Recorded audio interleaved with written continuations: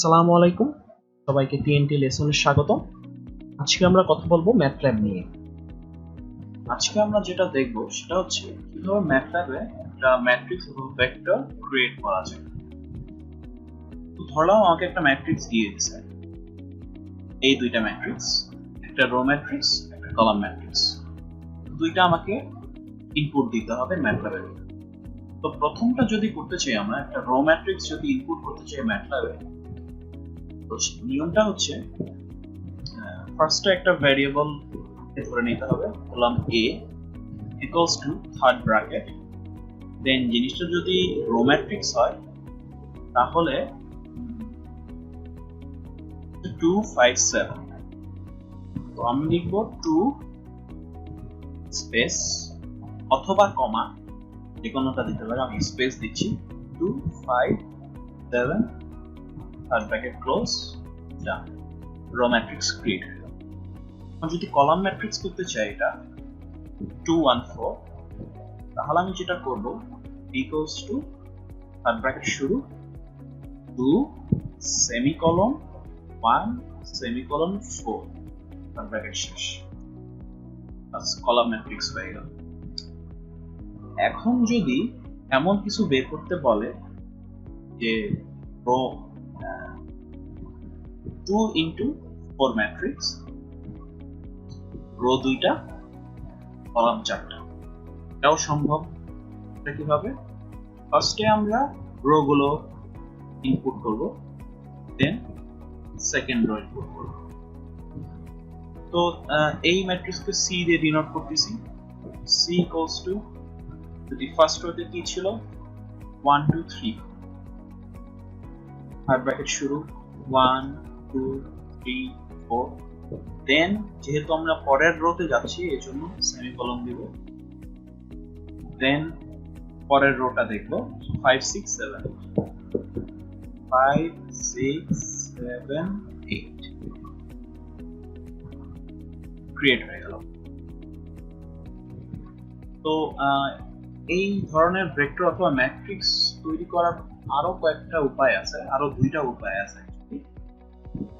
একটা হচ্ছে যদি আমরা সরাসরি দেই 3:7,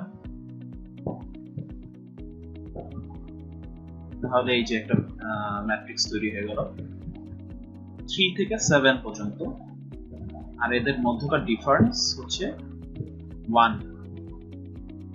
তো যদি আমি ডিফারেন্সটাও বলে দিতে চাই তাও হবে, আমি বলে দিলাম ডিফারেন্সটা 0.5 হবে, 3:0.5:7, তাহলে নতুন একটা ম্যাট্রিক্স তৈরি হলো, এদের মধ্যকার যে ডিফারেন্সটা আছে সেটা হচ্ছে 0.5।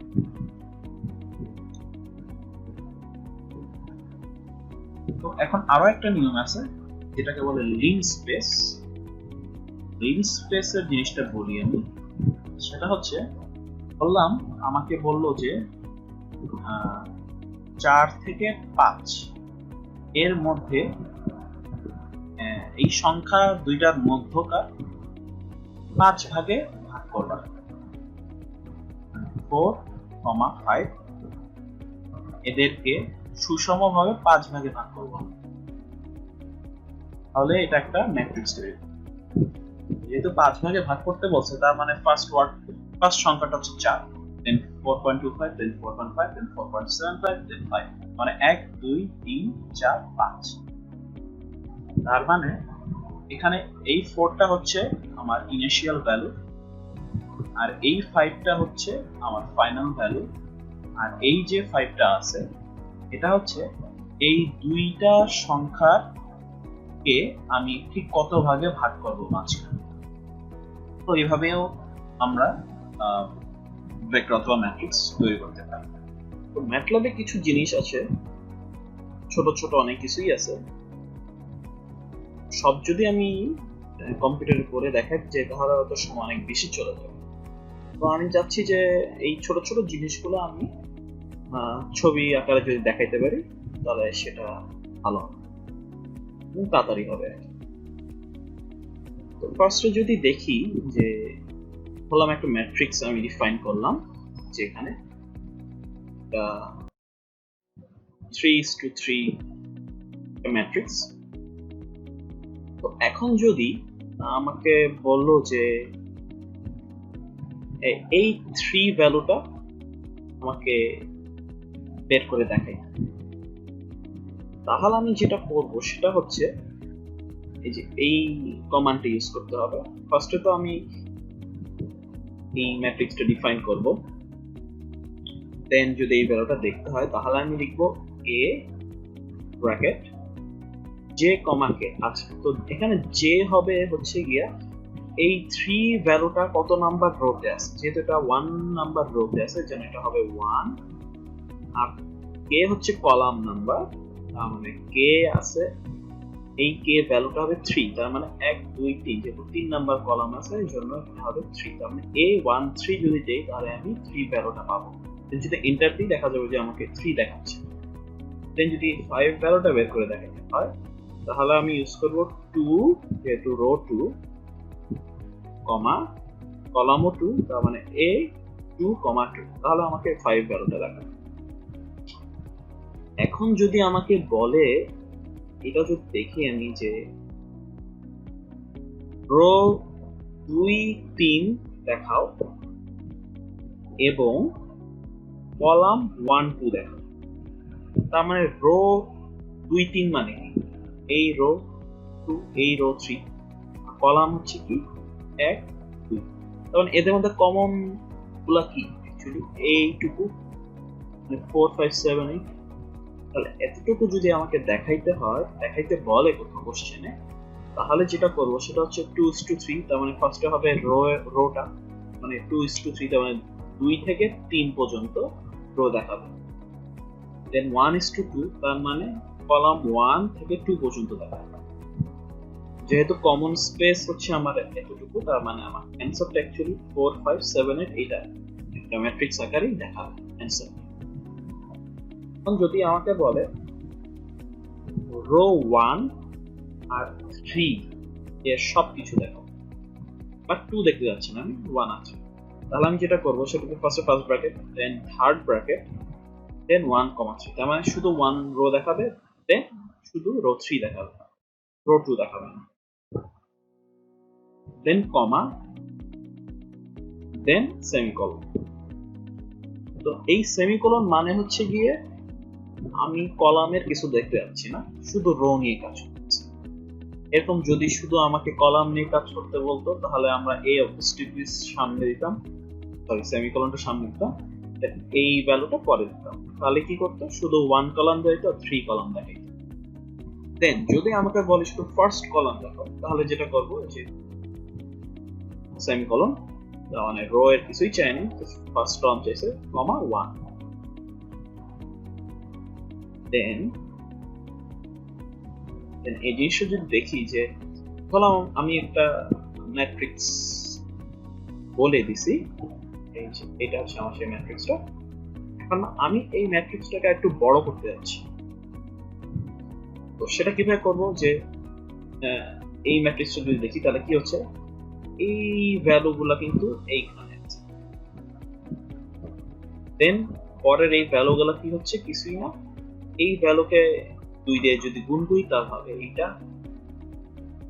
দেন এই ভ্যালুকে 3 দিয়ে গুণ করলে এইটা, 4 দিয়ে গুণ করলে এটা, 5 দিয়ে গুণ করলে এটা, 6 দিয়ে গুণ করলে এটা যদি করতে চাই সেটা হচ্ছে a, 2:a, মানে a এটা হচ্ছে আমার a, দেন কমা অথবা স্পেস যেটা হচ্ছে দিতে পারি, তার মানে কি রো অনুযায়ী আমার এলিমেন্ট গুলো বসতে থাকবে, তার মানে ফার্স্টে a বসছে, দেন 2a বসছে, দেন আমি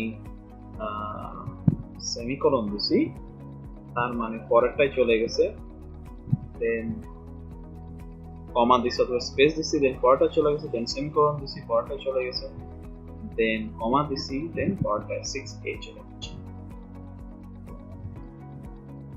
আচ্ছা, তো এরকম অনেক ম্যাট্রিক্স বানানো যায়। যদি আমি জিরো ম্যাট্রিক্স দেখতে চাই যেখানে আমার ম্যাট্রিক্সের ডাইমেনশনটা হবে n ইনটু n, তাহলে আমি করতে পারি কি 0 দেন ব্র্যাকেটে n যদি দেই, n এর ভ্যালুটা দিতে হবে অবশ্যই, তাহলে আমাকে দিয়ে দেবে। যদি m ইনটু এন ম্যাট্রিক্স দিতে চাই সেটাও সম্ভব, এম আর এন এর জায়গায় একটা সংখ্যা দিতে হবে। দেন র্যান্ডম যদি একটা ম্যাট্রিক্স বানাতে চাই সেটাও সম্ভব, র্যান্ড লিখে এম এর জায়গায় একটা সংখ্যা দিলাম, এন এর জায়গায় একটা সংখ্যা দিলাম, মানে যদি 2,3 দিই তাহলে 2:3 একটা ম্যাট্রিক্স তৈরি হবে।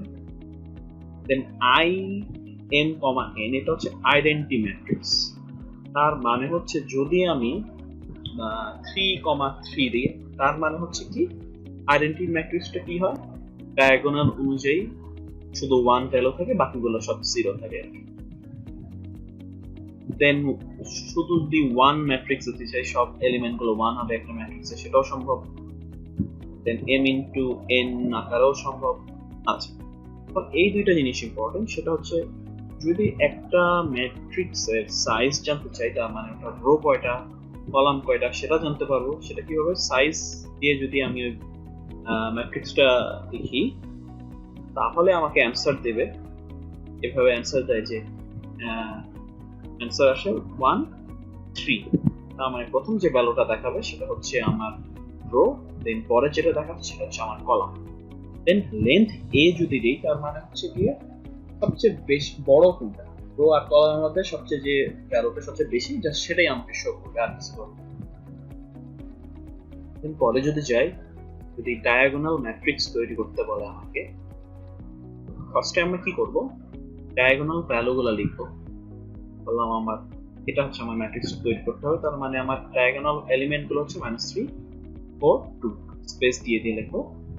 দেন যদি আমি নতুন একটা ভ্যারিয়েবল নিয়ে এসে যদি বলি diag, ডায়াগোনালের শর্ট ফর্ম diag, দেন যদি d দেই তার মানে এই ভ্যালুগুলো এর ভিতরে পুট হবে, ডায়াগোনালি ভ্যালুগুলো বসে যাচ্ছে আর বাকিগুলো সব 0 হয়ে যাচ্ছে, মানে এটা একটা ডায়াগোনাল ম্যাট্রিক্স হয়ে গেল।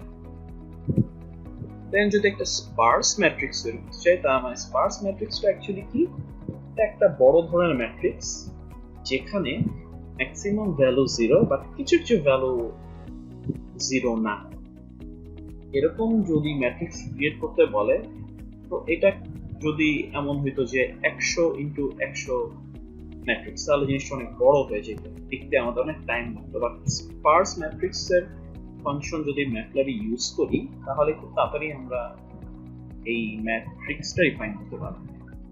এইটার নিয়ম হচ্ছে গিয়ে, তো আমার ম্যাট্রিক্সটা হচ্ছে এইটা, ওইটা আমাকে রিফাইন করতে হবে ম্যাটল্যাবে।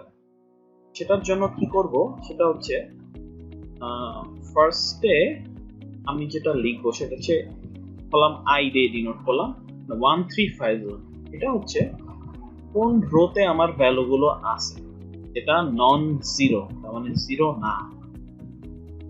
কোন রোতে আছে, 1 নাম্বার রোতে আছে, দেন 3 এ আছে, দেন 5 এ আছে, 135, দেন জে লিখলাম, দেন 234, এটা কি, এটা কোন কলামে আমার ভ্যালুগুলো আছে, তার মানে 2 নম্বরে আছে, 3 নম্বরে আছে, 4 নম্বরে আছে। দেন ভি ইকুয়ালস টু হচ্ছে কি ভ্যালুগুলো কি, তিনটা ভ্যালু আছে 10, 11, 12, সিরিয়াল লিখে যাব।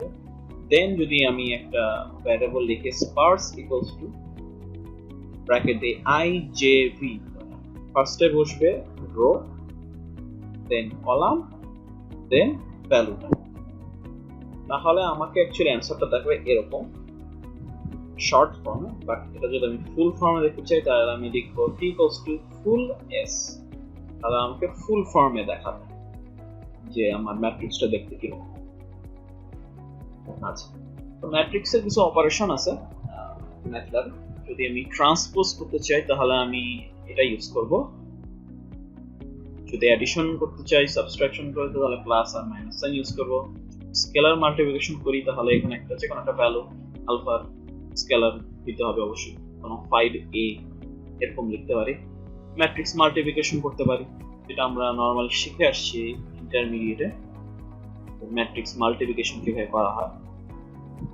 আর ম্যাট্রিক্স ইনভার্সও বের করা সম্ভব খুব তাড়াতাড়ি INV দিয়ে, যেখানে অবশ্যই এটা a অবশ্যই একটা স্কয়ার ম্যাট্রিক্স হতে হবে, এটা তো আমরা জানি। দেন আমরা a ইনটু a ও করতে পারি, তার মানে a স্কয়ার যদি বের করতে বলে আমাকে স্কয়ার ম্যাট্রিক্স দিতে হবে অবশ্যই a কে। দেন ডিটারমিনেন্টও বের করতে পারে একটা ম্যাট্রিক্স।